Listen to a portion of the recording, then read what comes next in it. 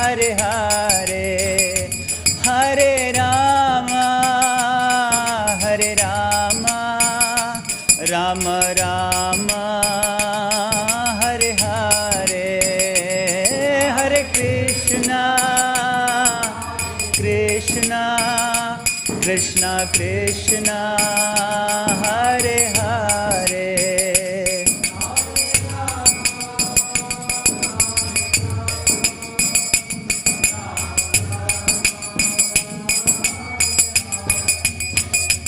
जयो राधा वल्लभ राधा वल्लभ श्री राधे,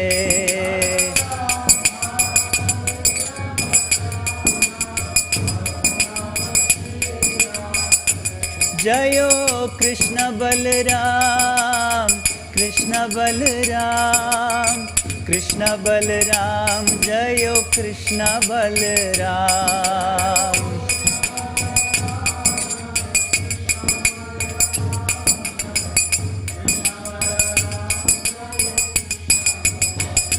जयो राधे श्याम राधे श्याम राधे श्याम, जयो राधे श्याम।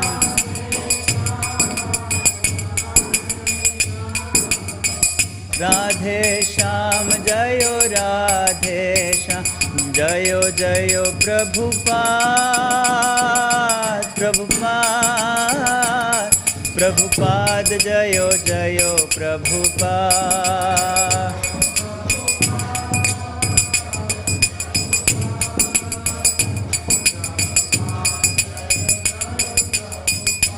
हरि बोल हरि बोल हरि बोल, निताई गौरा हरि बोल।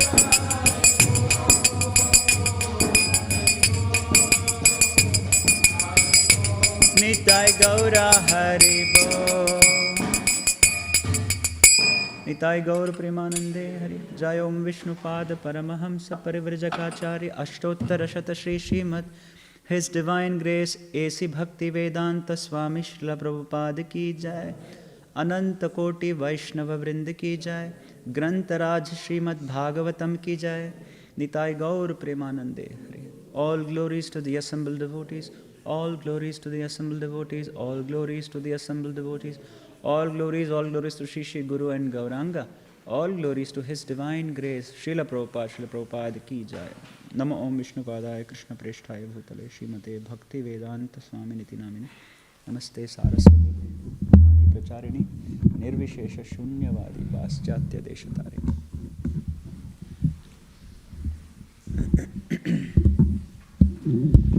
ओम नमो भगवते वासुदेवाय।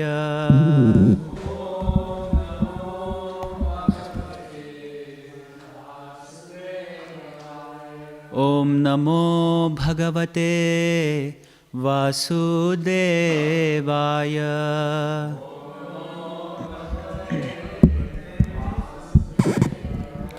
ओम नमो भगवते वासुदेवाय।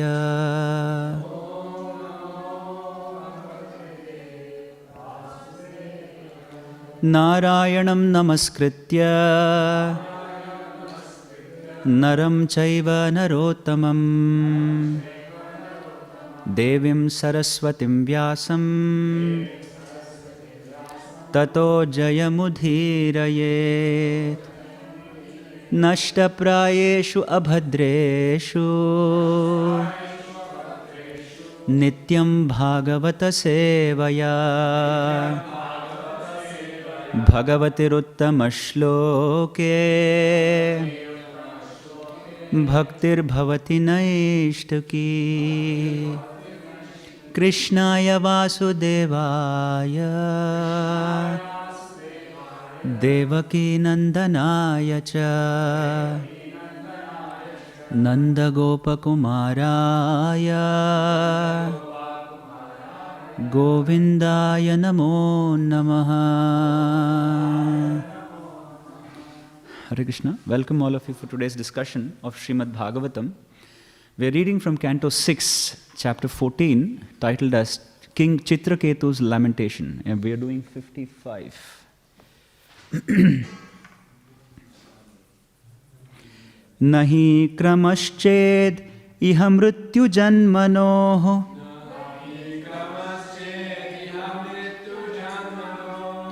Sharirinam chastu tadatma karmabhihi Yasneha pasho nija sarga vridhaye Swayam kritaste tam imam vivrishchasi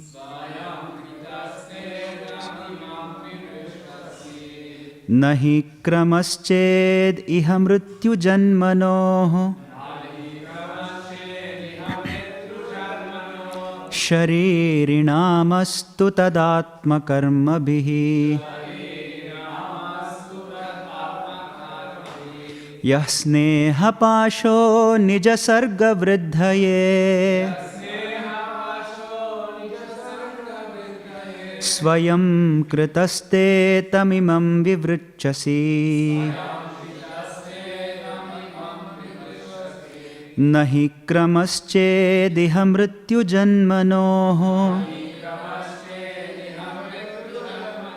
Sharirinamastu tadatma karmabhihi Yasneha pasho nija sarga vridhaye Swayam kritaste tamimam vivrishchasi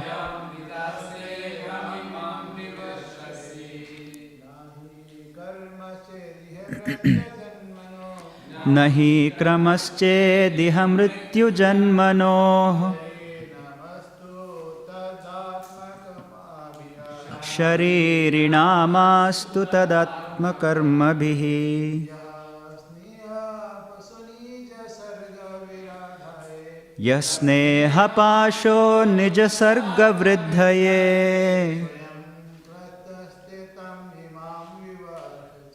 Swayam kritaste tamimam vivrishchasi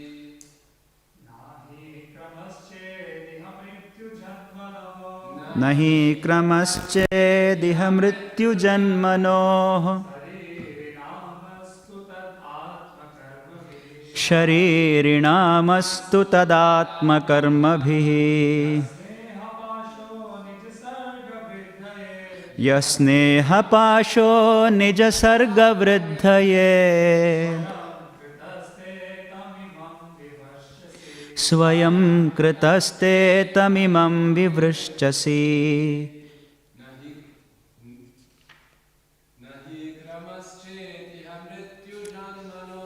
Nahi kramaschediha mrityu janmanoh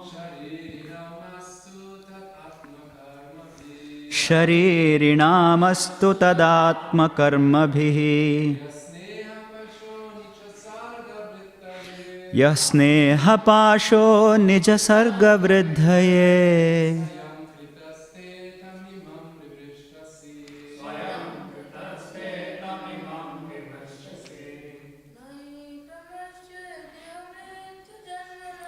Nahi kramaschediha mrityu janmanoh Sharirinamastu tadatma karmabhihi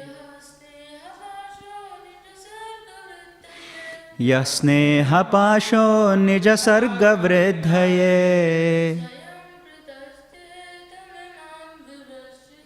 Swayam kritaste tamimam vivrishchasi Matajis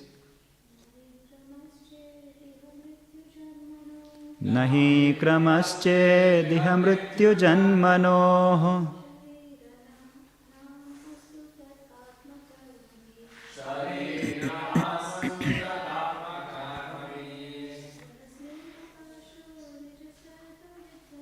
Yasneha pasho nija sarga vridhaye Swayam kritaste tamimam vivrishchasi. Nahi kramasche diha mrityu janmanoh. Sharirinaamastu tadatma karmabhihi. Eha pasham.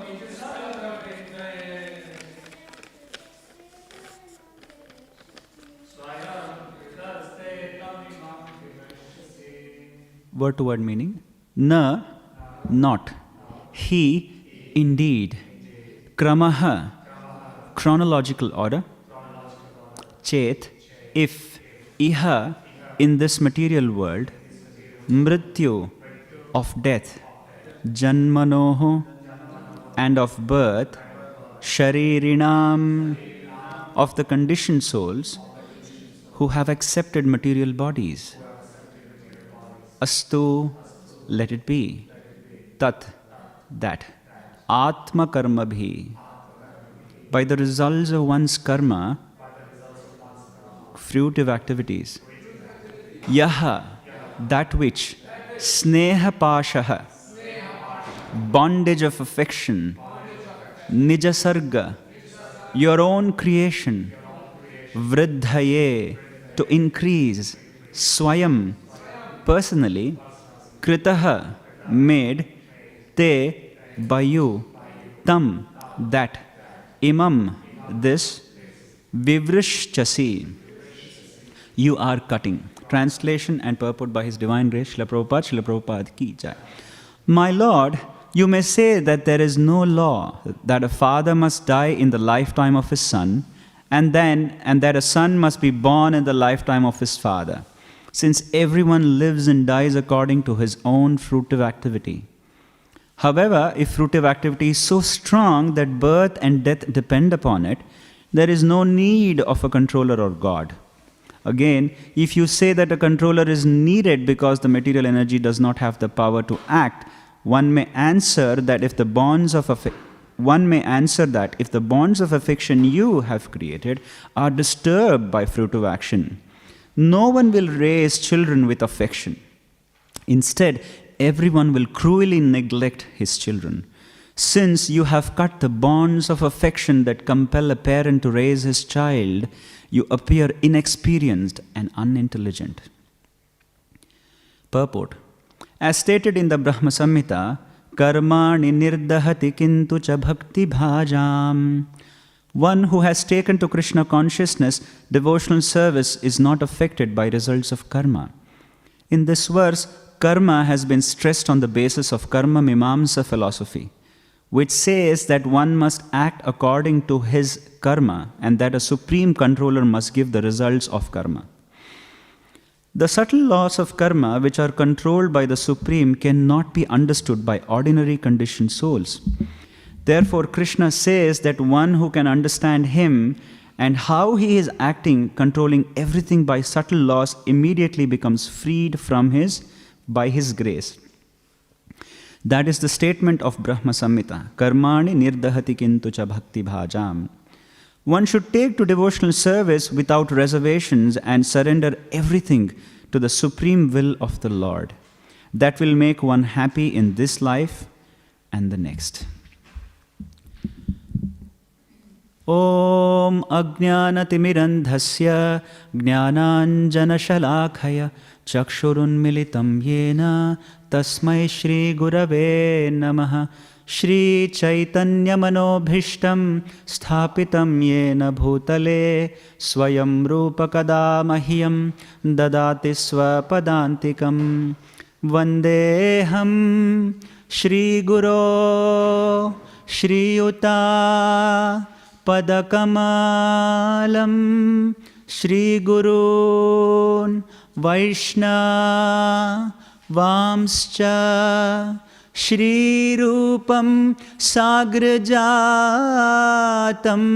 Sahagana Raghunathanvitam Tam Sajivam Sadvaitam Savadhutam Parijana Sahitam Krishna Chaitanya Devam Shri Radha Krishna Padan Sahagana Lalita Shri Vishakham Vitamscha He Krishna Karuna Sindho Dinabandho Jagatpate Gopesha Gopika Kanta Radha Kanta Namostute Tapta Kanchana Gaurangi Radhe Vrindavaneshwari Rishabhanu Sute Devi Pranamami Hari Priye Vancha Kalpatarubhyascha Kripa Sindhubhya Evacha Patitanam Pavanebhyo Vaishnavebhyo Namo Namaha Jai Shri Krishna Chaitanya Prabhu Nityananda Shri Advaita Gadadhara Shri Vasadi Gaura Bhakta Vrinda Hare Krishna Krishna Krishna Hare Hare Hare Rama Rama Rama Hare Hare Yam Pravrajantam Anupeta Krityam Dvaipayana Viraha Katara Ajuhava Putreti Tanmayataya Taravo Bhinedu Stham Sarva Bhuta Hridayam Munimanatosmi. Hare Krishna. So welcome all of you. So we're seeing King Chitraketu's pastime. The episode of Chitraketu is being explained here. I was just thinking, maybe we should also try to glorify Śrīmad Bhāgavatam a little bit, because this is such a divine literature, it's such a sublime and transcendental literature. It is said there are two types of Bhagavata. Who are they? We all know the answer. And the person, devotee Bhagavata. It is said that the devotee Bhagavata is the patra. Patra means the vessel. And the book or the Grantha Bhagavata is actually the one which is actually containing the rasa, the mellows. So the devotee Bhagavata holds that rasa, holds the juice, holds the mellow. And it is from the patra, from that vessel with which we can drink the sweet rasa or the nectarian pastimes of Śrīmad Bhāgavatam. And who is the patra here? Who is the vessel? It is Srila Prabhupada. Through the mouth and through the lotus mouth of Srila Prabhupada and his dictations and his writings, we are trying to understand the mellow and the deeper rasas and the deeper mellows of Śrīmad Bhāgavatam. It is interesting that Jiva Goswami in the Tattva Sandarbha says, Vedaha Puranam Kavyam Cha Prabhur Mitram Priyevacha Bodhayantyitihi Prabhus Trivid Bhagavatam Punaha. Generally, any literature, especially if you have Vedas, Puranas, they dictate or they instruct us in various ways. Vedaha Puranam Kavyam Cha. There are three ways anybody can instruct something. One is instructing using a rule. Just like sometimes a king instructs something. You see, sometimes government imposes restrictions on us. You have to follow the speed limit, otherwise you will be given a ticket. You see, it's a strict rule. So like a ruler, that is Veda. Vedas actually command us. Vedas say, do this. You have to do this as dharma. But it does not give justification. My dear son, if you do this, this will happen. My dear son, it's good for you. It doesn't say like that. It commands. Vedas command. And the Purana approaches like a friend, you see. Vedaha Puranam Kavyam Prabhur Mitram Priyeva. Mitram, it approaches like a friend, the Puranas. Friend, usually what does he do? He tells stories, he tries to give morals, he tries to make us understand, you see, as a friend. And then the third way of teaching is Kavyam. Kavyam means just like our beloved, just like one's beloved wife actually preaches to us, or when she shares something which is very priya, very lovable, in a very nice way it is said, kavyam. Bhagavatam tries to teach us using all these three methods. It tries to tell us Prabhur, Puranam, Prabhur, Mitram, Priyevacha. It tries to command, it tries to give us instruction through commandments, it tries to give us instructions through morals, and it tries to give us the rasa by lovingly serving us, by lovingly guiding us towards our ultimate goal, which is Krishna. Bodhayantyiti hi prabhus trivid bhagavatam punaha. So these are the in English it is called as pedagogy. Pedagogy means the way Bhagavatam teaches. Bhagavatam teaches trivid, all the three types. It teaches via prabhur, via instruction, via friendship, and via priya evacha. We also see that Vedavyasa, in his own writings of Bhagavata Purana, he says, Nigama kalpataror galitam phalam shukhamukhat amrita dravasam yutam pibata bhagavatam rasamalayam muhuraho rasika bhuvi bhavukaha. That this Bhagavatam is the ripened fruit of all Vedic literature. And who drinks it? Rasikas. Rasikas means one who understands the mellows of Śrīmad Bhāgavatam, the Krishna Tattva. They relish the juice that Bhagavatam is elucidating. And here we are seeing the instructive pastime of Chitraketu and his son. What has happened to his son? It's a very ghastly and a gory story actually. And Bhagavatam does not hesitate to tell such stories. And that is why you will see sometimes mundaners ridicule Vedic literatures as fatalistic. Fatalistic means it talks about very dull, very sad things, you see. But Bhagavatam does not hesitate to speak such truths. And why, we will see actually. In the 12th canto, because how do we understand it then? When you read these pastimes, one may ask, why is Maitreya Rishi even interested to speak about a king? Chitraketu is a Vidyadhara. Charanas and Vidyadharas? Vidyadharas are like a very beautiful people, very attractive people in the heavenly upper realms of the existence. And they live in, obviously, high material comforts. So why is it important to even know about this guy? Why is it important to even know that he had millions of wives? What is it so much to do with something about spirituality, you see? So sometimes people who study history will not be able to comprehend what Bhagavatam is trying to say. Bhagavatam tries to give us many things. Sometimes Acharyas say certain shlokas of Bhagavatam can give us, every word of Bhagavatam can give us 10 different meanings based on how we understand it and how deeper we go. And in fact, Acharyas also go ahead to say in the Chaitanya Bhagavata that Bhagavatam is not a material creation at all. Just like the Lord appears and disappears by His own will, Bhagavatam also appears and disappears by its own will. But the medium, because it needs a medium, it appears through through a father and mother. Who's the father of Śrīmad Bhāgavatam for us in Kali Yuga? For us it's Srila Prabhupada.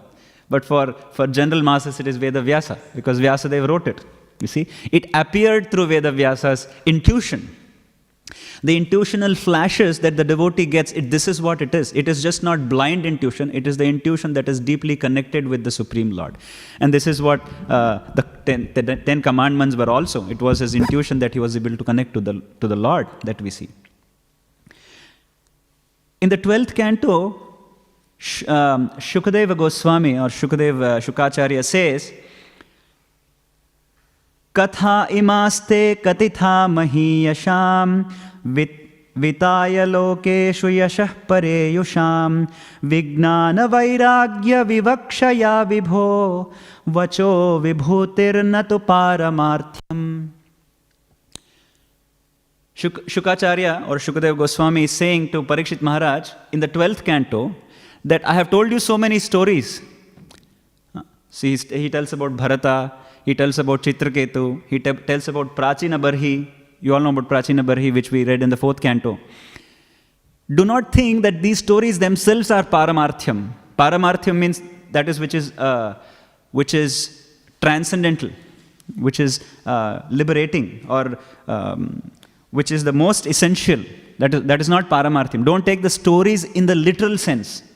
Why should we be worried how many wives Chitraketu had? What is in it for me? If somebody is interested how he can marry so many wives, then it's something of an interesting topic actually. But people go into such history. But that is not what Shukadeva Goswami is about to say and teach. And that's what he says in the 12th canto that, O mighty Parikshit, I have related to you the narrations of these great kings who spread their fame throughout the world and then departed.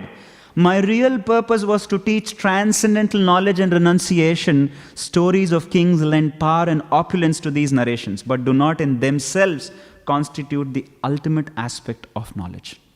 This is what Shukadeva Goswami is saying. So we should not take these stories sometimes very literally, because although they are historical and although it's factual, some are explained as a poem, you see, because it explains in the form of kavya. Kavyam cha, Vedaha Puranam kavyam cha. It also is very poetic.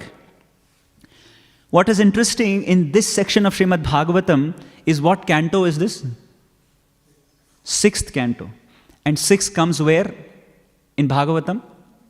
It's in the middle. So you see, Bhagavad Gita also we say, the middle of Bhagavad Gita has the secretive teachings of Bhagavad Gita. In the Bhagavatam also, in the 6th canto, there are some secret teachings. And the teachings here is, there are many teachings that's coming out of, obviously. We have the Brahma Vidya preached by Dadichi Muni. And we have the glorious prayers of whom? Of Vritrasura. And why Vritrasura and from the mouth of Vritrasura? This is the beauty of Veda Vyasa. This is the beauty of Śrīmad Bhāgavatam. That Vyasadeva had said, this Bhakti Yoga Prayojitaha Janayatyashu Vairagyam Jnanam Chayat Ahaitukam. This bhakti is ahaituki, is causeless. So therefore bhakti cannot be checked by external circumstances. So Vritrasura is a demon. He had a ghastly body. And then he's doing devotional service. And his prayers are so glorious that it comes in the 6th canto, which is the thick of the Śrīmad Bhāgavatam, which is in the center of Śrīmad Bhāgavatam. So it's quite interesting, actually, from that perspective. And also, just to little bit assert on the poetic nature of Śrīmad Bhāgavatam, we also read that Chitraketu married, I don't know how many million wives, probably 10 million wives. Now, if you think about it, he married 10 million wives, which is that verse, it's in the 14th chapter. We read verse number 11, right? Tasya bharya sahasranam shahasrani dashabhavan. Santanikas nripo na lebhe tasu santatim. He married, had 10 million wives, one after another. Yet, O king, he could not beget any progeny in them.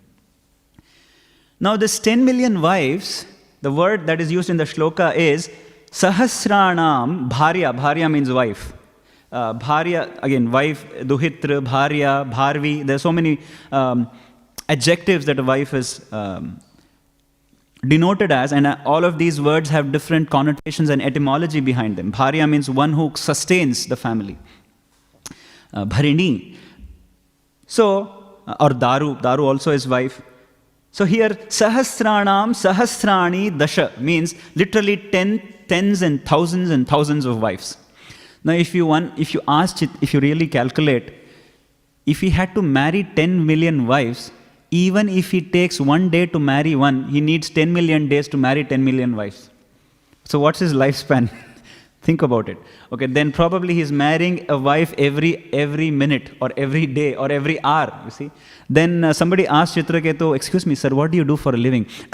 By the way, I only take 7 Pheres. I actually continuously get wedded every day, you see. Every day I have a count, I get married to 50 girls this today and 50 tomorrow, 50 day after, so that I can really, match the number 10 million, so that I can have that many wives. So, that is not the intent. The intent here, it's a hyperbole. Hyperbole means tens of millions of wives, means he had many wives. That's what it means. It doesn't literally means 10 million wives. That's the understanding. It's poetic in nature. Kavyam. But if we question a little, if we go deeper, what does the wife signify here? Wife signifies desires. Chitra Ketu, the name itself, Chitra means what? Chitra means figurative. Chitra means multifarious. Multifarious, Ketu also indicates depression. You see, Ketu planet means depression and other things that can bring havoc in one's life. So Chitra Ketu means he had so many desires that he was always depressed and frustrated out of his material life, despite being a Vidyadhara. You see, he had so many wives, that means he had so many desires. And despite getting fulfilled by so many wives, he was still frustrated. What's the lesson? What is the lesson that's coming out? Yes, but what is another lesson that Krishna is trying to give us? From our Bhagavatam is trying to tell us.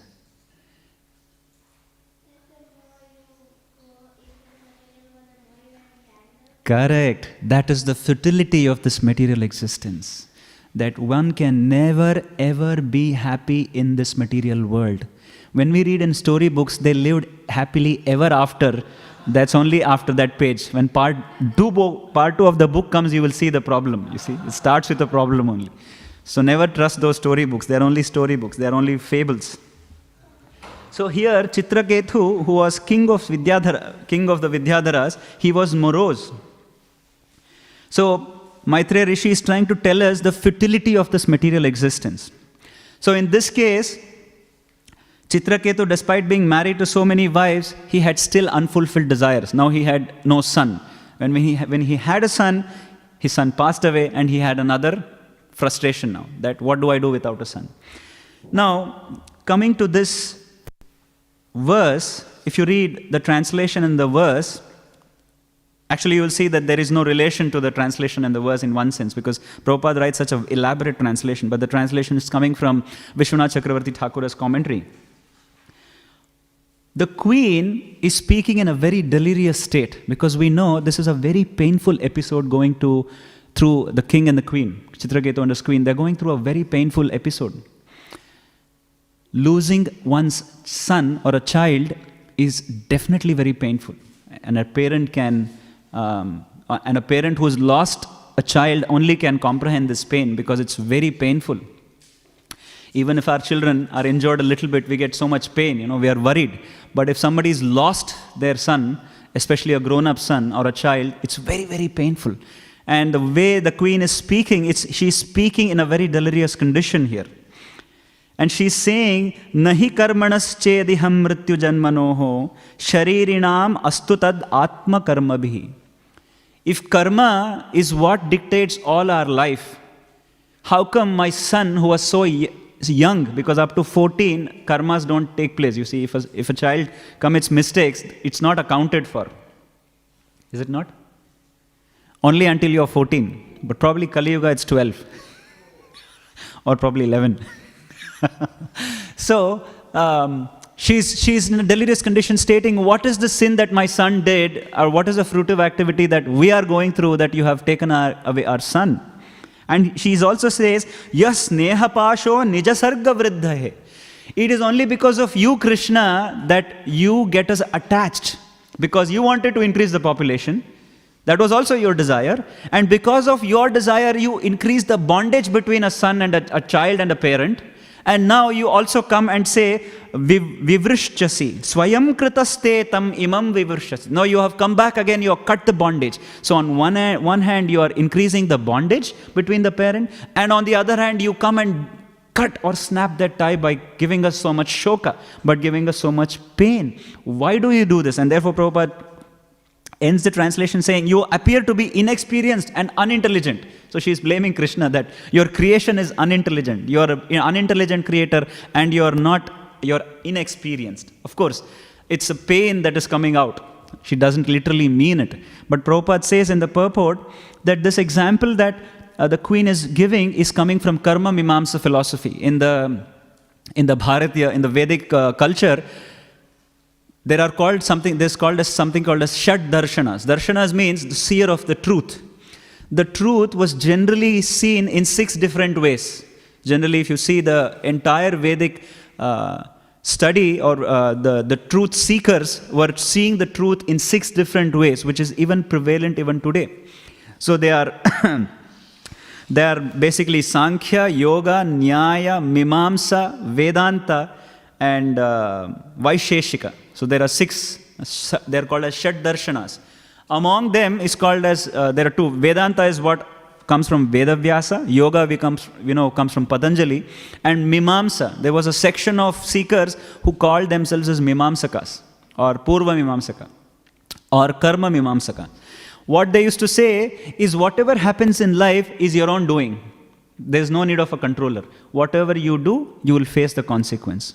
You see, that was their philosophy. So therefore, everything in life happens because of something called as Vidhata, or something called as Karma and Kala. Based on your Karma, Kala will give you fruits, whether it's a good fruit or a bad fruit. That was their realization, or that was the truth that they could see.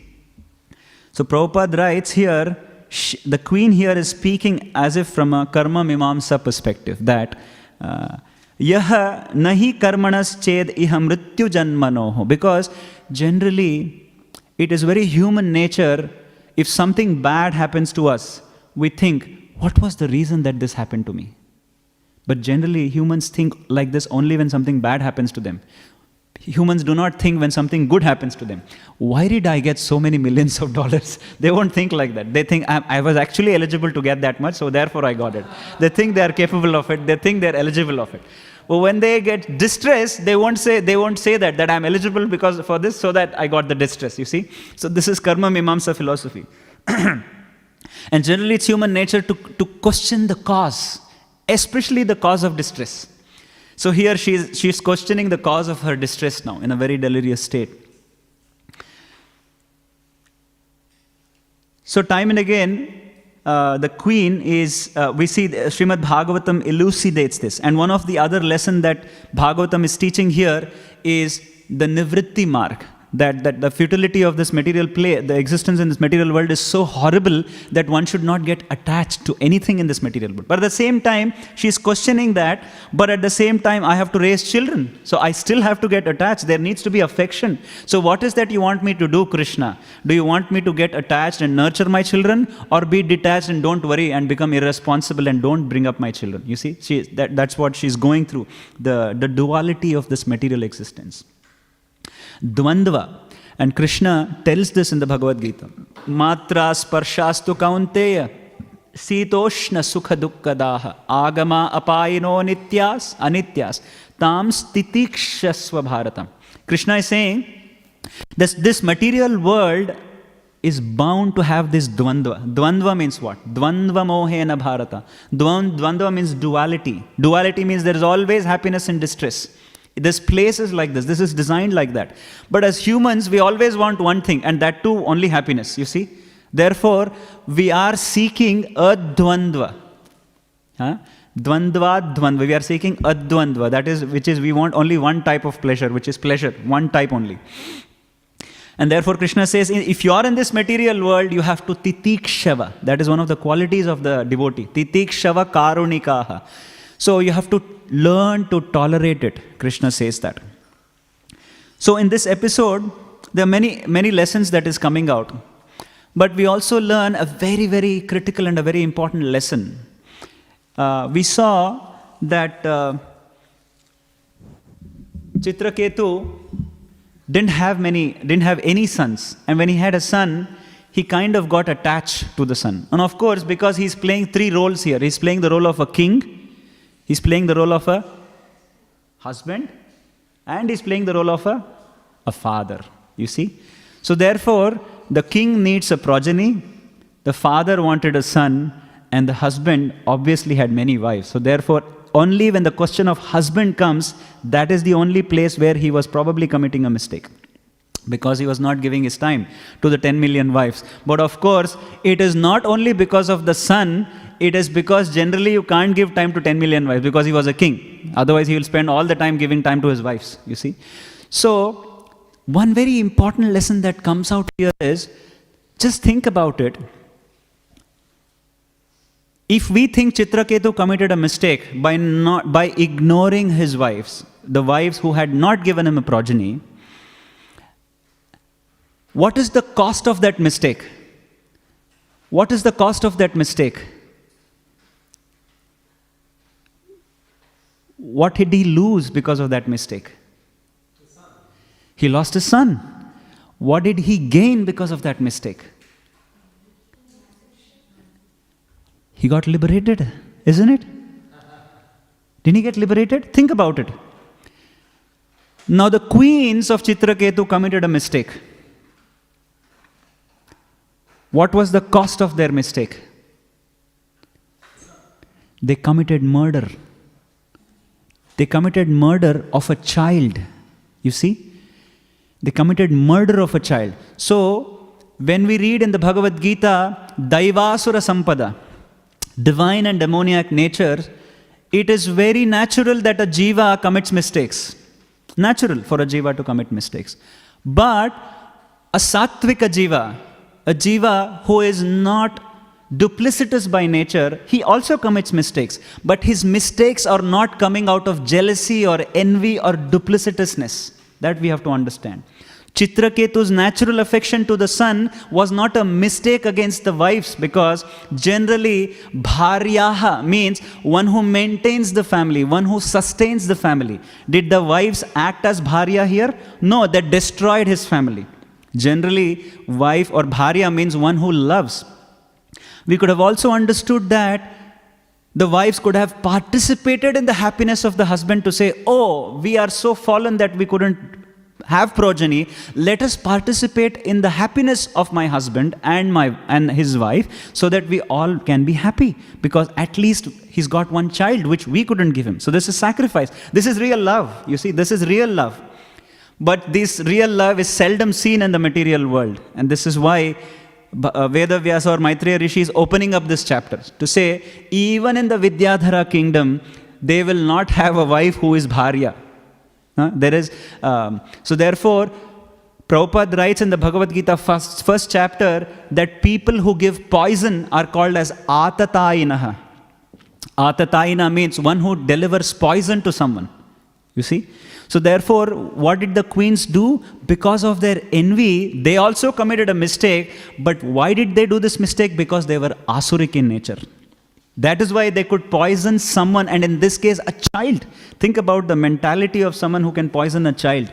A mother poisoning another mother's child. You see, that's very poisonous, very toxic.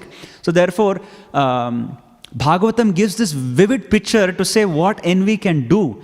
But why did Chitraketu got saved? Because, for two reasons.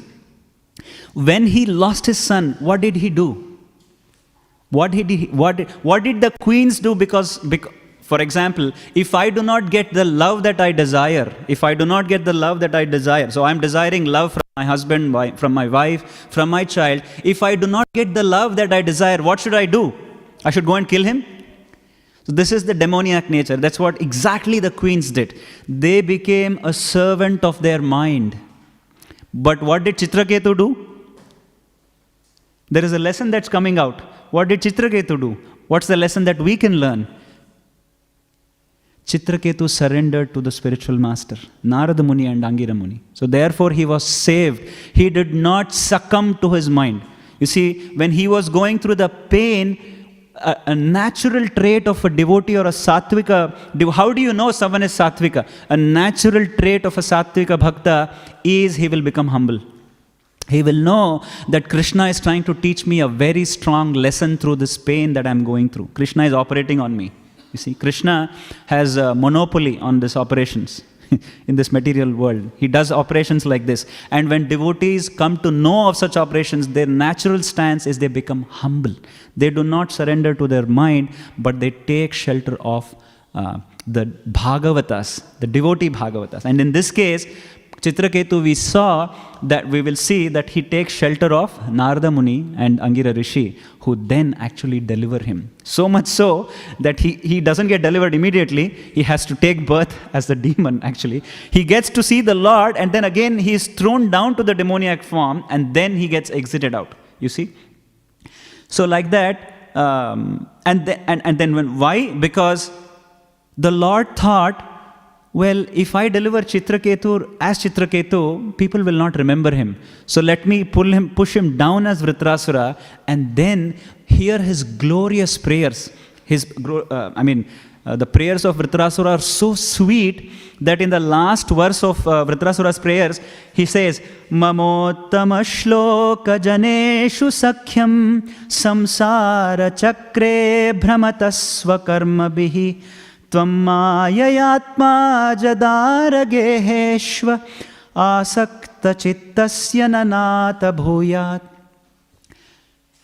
Vritrasura is praying. He feels so fallen that he doesn't even pray for liberation. He says, I don't want your association, my Lord. I want your devotees' association. This is what he's praying. Because he remembers, or probably it is his nature, that he knows that he was saved not by the Lord. Of course, it is by the Lord. He's instrumental, but he's instrumental through his devotees. In this case, it's Narada Muni. Chitraketu got saved by Angira Rishi and Narada Muni. So therefore, Vritrasura in his last prayer, he offers that, my Lord, I am so fallen that may I not be attached. He actually prays like this. Samsara chakre brhamatasva karma bihi tvan mayayatmaja dara geheshu. Dara means wife. He says, my attachment to my body, wife, children and home is continuing to be my spell, the spell of your external energy. So therefore, my dear Lord, I no longer want to get attached to them, but I want the association of your enlightened devotees. You see? Mamottama shloka janeshu sakhyam. I want sakhyam of uttama shloka janeshu. He's praying like that. Uttama shloka means what? Who is uttama shloka? Krishna. Krishna is uttama shloka. Uttama shloka janeshu sakhyam. I want the friendship of your unalloyed, non-envious devotees. Only. That's what he's praying. So therefore, these are the lessons that is coming out in this section of Śrīmad Bhāgavatam. And Chitraketu will be eventually delivered in this. This chapter is about his lamentation, but Vedavyasa tries to convey this through the glorious Śrīmad Bhāgavatam. So I'll stop here. If there are any comments, questions, or realizations? Yes, Savia.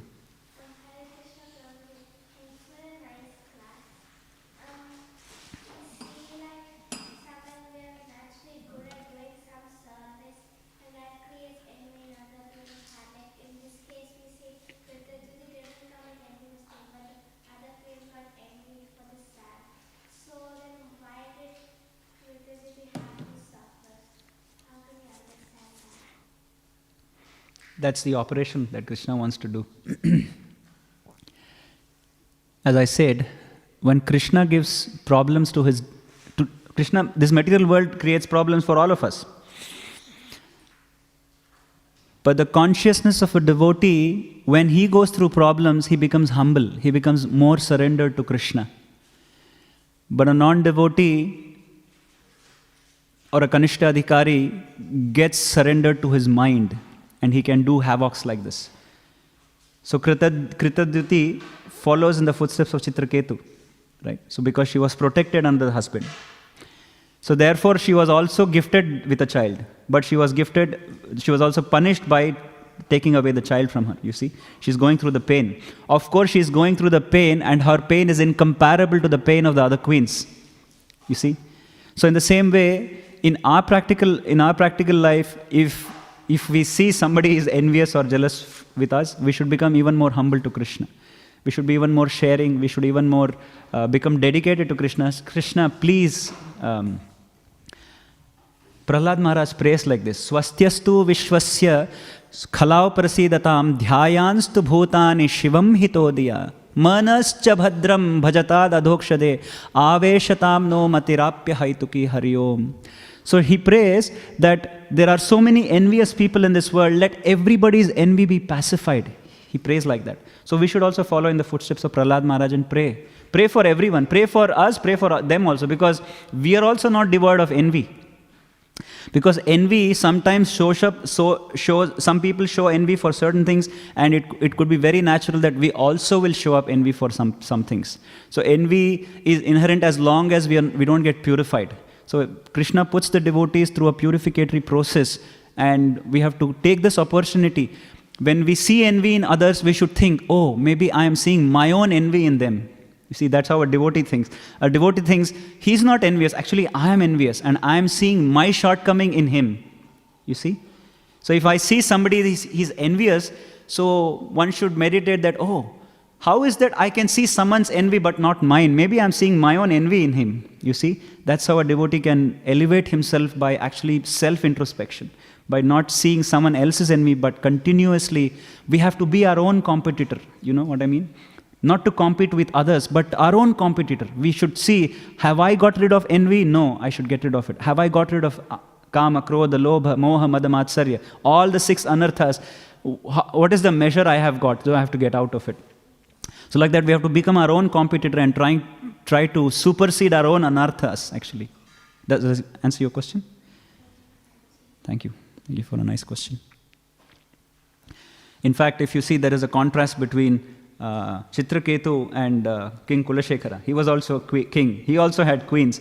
But he prays, Naham vande tava charanayor dvandvam advandva heto kumbhi pakam gurumapi hare narakam napanetum ramya rama mridutanulata. See, he is praying, Ramya rama mridutanulata.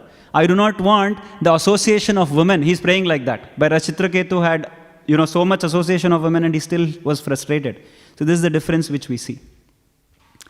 Thank you. Thank you for the question. Anyone? If not, thank you very much. Grantaraj Śrīmad Bhāgavatam ki jai, Srila Prabhupada ki jai, Ananta Koti Vaishnava Vrindi ki jai, Nitai Gaur Premanande, Hari Hari Bol.